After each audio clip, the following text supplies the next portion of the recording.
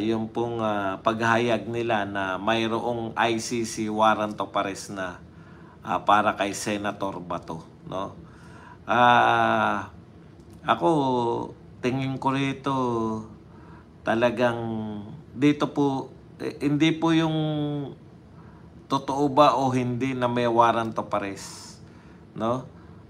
Expected natin yan, natural na may nagsampa ng kaso sa ICC. Tapos wala tayong ginawa, hindi natin na-resist yung unang ginawa ng ICC na nag-issue ng warrant of arrest. In fact, very supportive yung ating gobyerno. Hindi, ako kahit na ano po pong sabihin ninyo, kinontra man yan o hindi, kinontra man yan yung kasarili niyang kapatid o hindi, meron, nakabase po yan sa katotohanan. Ang katotohanan po, sinampahan nila ng kaso sa ICC si Senator Bato, no? Na mantakin ko po man isipin, matagal na po tayong hindi miyembro ng ICC. Bakit po ICC yung nagpapasya kung tayo ay legit na hawak pa nila ng ICC o meron pa silang jurisdiction? Yun po ang pinakamalaking pagtataka sa akin, no? Bilang nagsasariling bansa, ang nagpapasya po kung may jurisdiction yung isang entity, ibang ano, no? Ibang bansa pa, hindi tayo. Kaya po tayo alam ko po ang pinag-aalalan ng lahat, makukulong na si Bato, di ba? Ipapatupad yan, katulad ng pagpapatupad nila kay Tatay Digong. Okay, sa tingin ko, iba tong sitwasyon. Pero, wala tayong asahan sa gobyerno eh.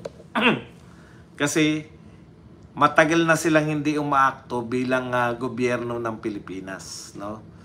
Katulad po niyan, paulit-ulit, walang jurisdiction. Lahat nagsasabi na walang jurisdiction yung ICC sa Pilipinas.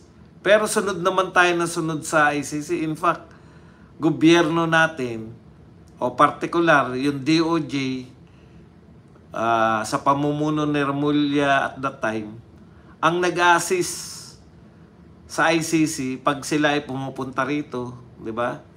Yan po ay lantad na yan. Ilang senador na natin nagsasabi. Kaya lang, hopeless. Katulad lang po yan ng pagiging hopeless ng bansa natin sa flood control project na hanggang ngayon wala pa rin pong napapakulong.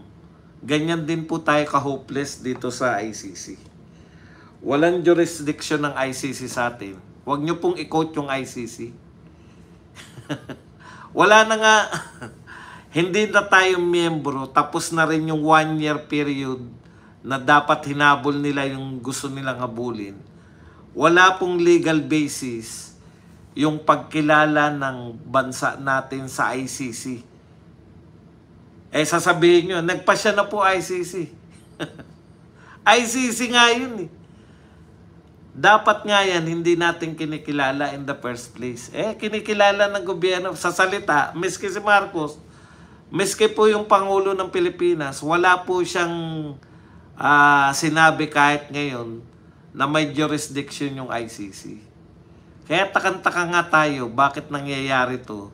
Takantaka tayo, bakit sigurado yung mga kalaban natin, kalaban ng mga Duterte, na makukulong din sa ICC si Bato. Ganun na ba tayo talaga yung kalawless yung ating kalawless ang Pilipinas na wala na pong sinusunod na batas yung gobyerno, kundi kung ano na lang yung kapritsyo. Tandaan po ninyo, may sarili po tayong mga laws. May sarili po tayong mga batas. Bakit po tinatanggap na ninyo, mga kaliwa? Ito pinakamalaking yung kasalanan eh. Kayong mga makakaliwa, kayong mga dilawan, kayong mga loyalista. Tinatanggap ninyo na tayo ay napapailalim sa iba? So, yan pong sinasabi na may warrant of arrest at galing sa ombudsman na mula DOJ alam niya yung nagaganap, siya yung nagko-command. Siya actually, no, sa tingin ko, siya talaga yung aminado naman eh. Na siya yung pinaka nag-direct nung, ibig nyo sabihin, si John B. ka nag-direct nung pagpapahuli kay Tatay Digong. Sa lahat po ng tao ngayon sa gobyerno, si Remulla lang po yung may kakayahang magplano ng ganun. Si BBM ba sa tingin nyo siya nagplano nun ng pagpapakulong kay Tatay Digong? Sumusunod lang po yan dito sa... Okay, anyways. Sa akin po, siguro very busy pa kayo sa pagtatalo na may warrant of arrest ba o wala. Immaterial po yan. Eventually, magkakaroon po ng warrant of arrest kasi nagsampa ng kaso eh. Di ba? Hindi po yan yung usapin para sa tingin ko. Ang malaking usapin dyan, how do we react as a sovereign country? Paano tayong magre-react? Kasi matagal na po i-issue ng mga warrant of arrest ang ICC. May warrant of arrest po si Putin. May warrant of arrest po si Netanyahu. Ang usapin po dyan, paano nagre-react yung mga sovereign state?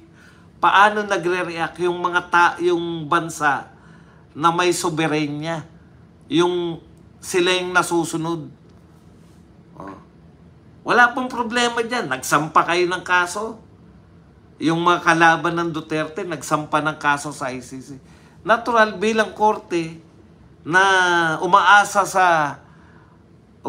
po sa limos o donasyon. Tandaan niyo po, wala pong sarili na budget yung ICC. Umaasa po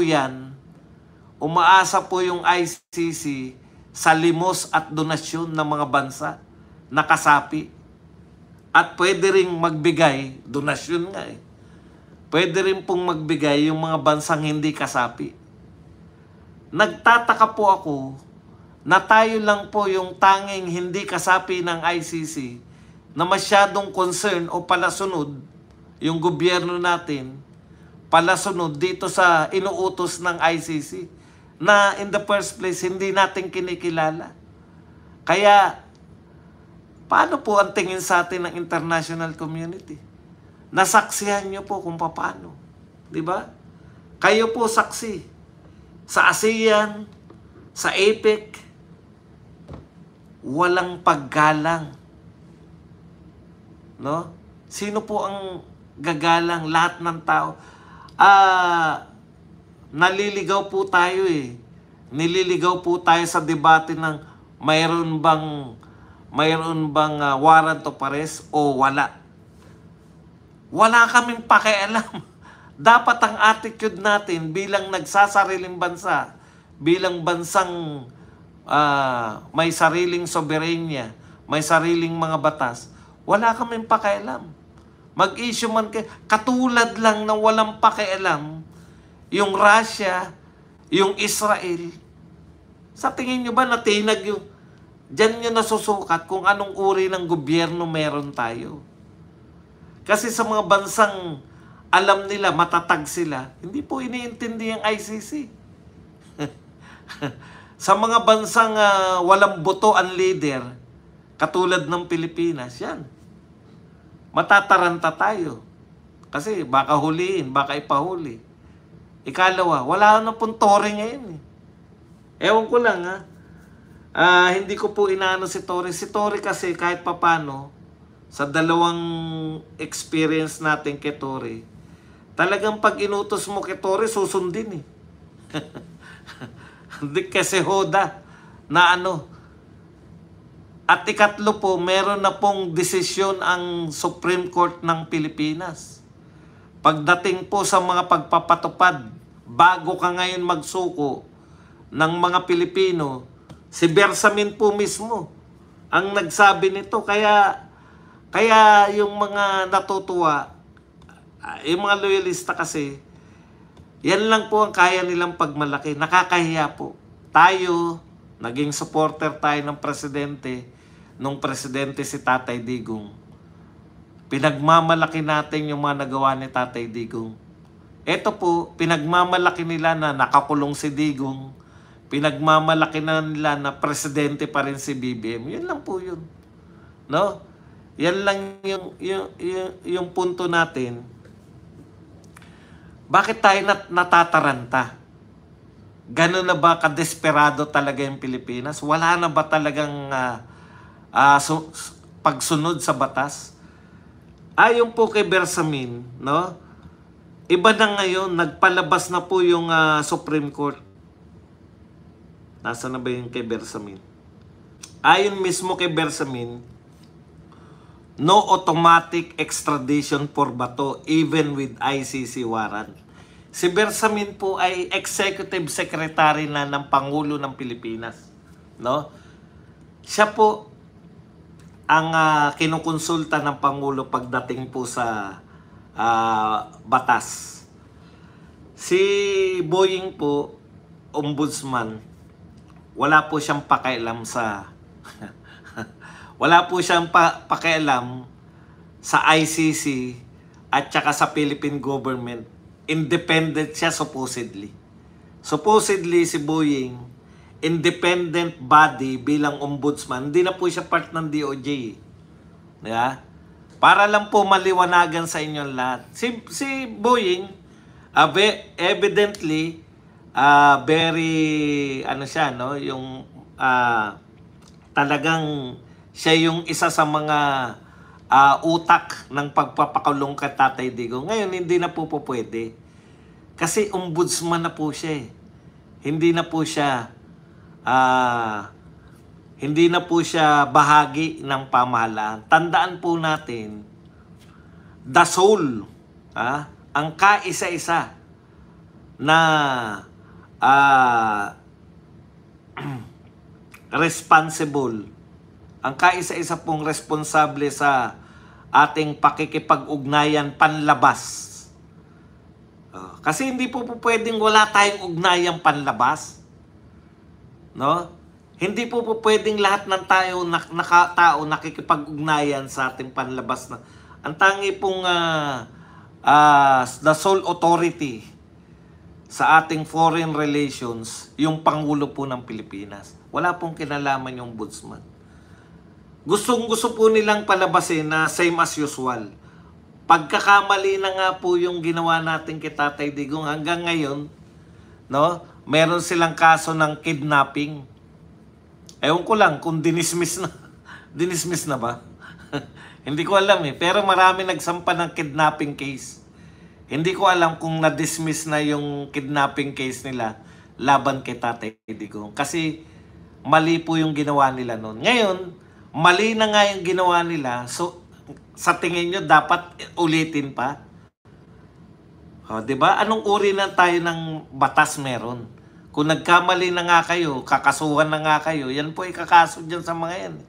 Pag kaya ayaw nilang mag-resign, ayaw nilang mapaupo si BP Sara, dahil tsak may buwelta silang kaso. At kaso dito sa Pilipinas, hindi kung saan-saan.